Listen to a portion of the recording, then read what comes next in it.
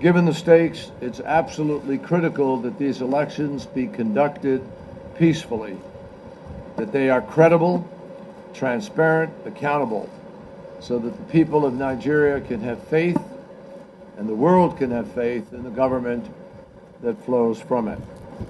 So I came here today to deliver a very simple message.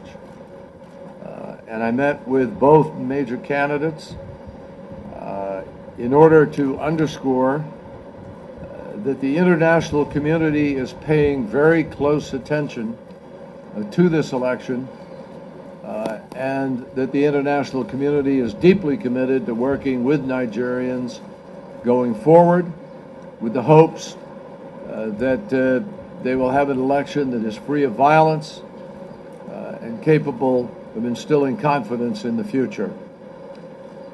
I was at the World Economic Forum in Davos earlier this weekend, where I delivered a speech about the need for a long-term, comprehensive global effort to combat violent extremism and to address the underlying causes before that extremism takes root. The unfortunate truth is that Nigerians know, as well as anyone, how desperately that kind of effort is needed. Day after day, the group that calls itself Boko Haram continues to kill scores of innocent civilians and attack villages and military installations in places like Borno, Yobe, and Adamawa states. The United States condemns these attacks, which have escalated in recent weeks.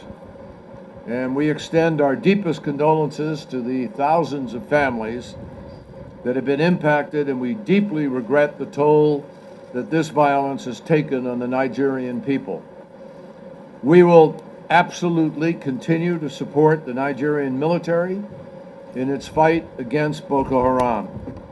And as I said in Davos, all of us must work together to advance a strategy that will not only stop groups like Boko Haram, Daesh, and Al-Qaeda, but that will address the environment from which these groups emerge. We were very happy to see the government of Niger host a regional security ministerial meeting last week to discuss how to better coordinate counterterrorism efforts. This is exactly the kind of thing that I suggested is necessary in the comments that I made a couple of days ago. It is very important that the world cooperate more in helping countries where they want to and where they don't have the full capacity to be able to step up and take on lawless terrorist entities. That is precisely why President Obama has announced that next month in Washington we will host an international summit on combating violent extremism around the world. It will be held at the White House and at the State Department. It will be at the ministerial level, and we hope to bring people together who have been engaged in these fights against the Boko Harams and other entities, so we can share best practices, so that we can hear from people about what they need and what they think is necessary in order to be able to summon an even stronger global response.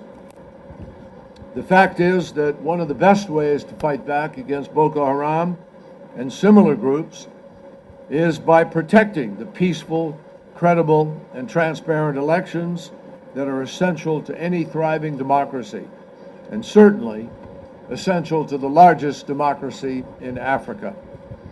It's imperative that these elections happen on time, as scheduled, and that they are an improvement over past elections. And they need to set a new standard for this democracy. That means that Nigerians have to not only reject violence, but they have to actually promote peace. I met with President Jonathan earlier today, and separately with General Buhari. And I was encouraged to hear once again from both men that this is exactly what they intend to do, to try to press for an election that can be held with the credibility the people of Nigeria want and deserve. As President Jonathan said, in his New Year's message. None of our political ambitions is worth the blood of any of our countrymen, women, and children. And as General Buhari recently tweeted, electoral violence is unacceptable, and every Nigerian life is sacred.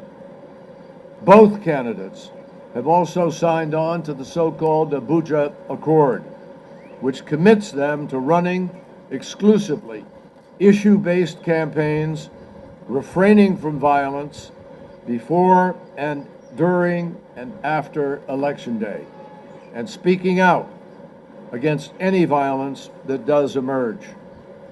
These are commitments that we need to see from everyone, and they are commitments that need to be kept.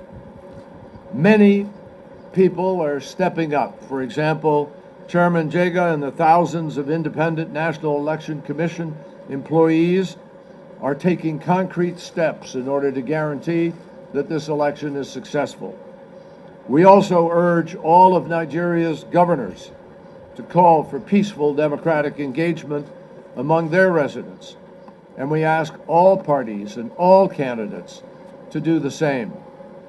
And I would say to everybody that no matter what the outcome, if you have a question, if you have a doubt, if there is some place where issues may have arisen, it is absolutely vital that whatever differences may exist be resolved through legitimate channels, through the legal channels, which are fundamental to the democratic process. And I urge all of Nigeria's candidates to do what is best for their country, no matter the outcome on Election Day.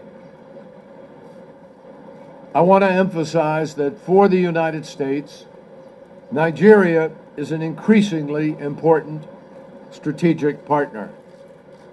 Nigeria has a critical role to play in the security and prosperity of this continent and beyond.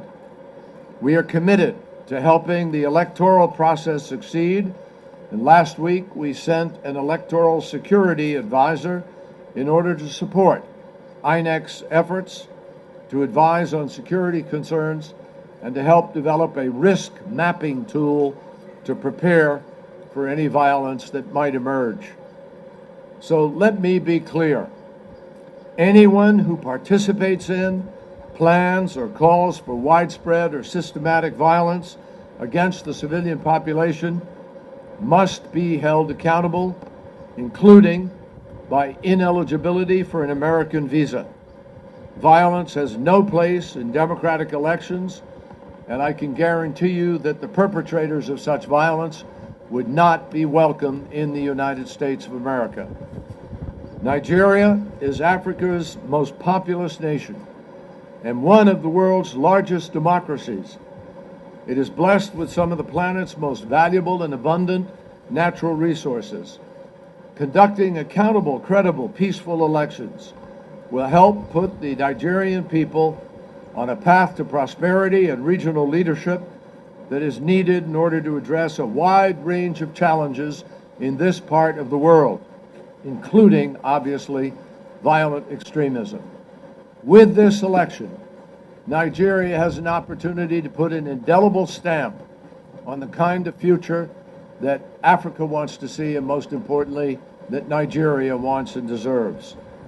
I want to reiterate what President Obama recently said, that he, I, and the American people stand with you as Nigeria's great democratic exercise unfolds. And we stand ready to work with the government of Nigeria, the Nigerian people, and whomever they elect next month, continue building on the important partnership that we share.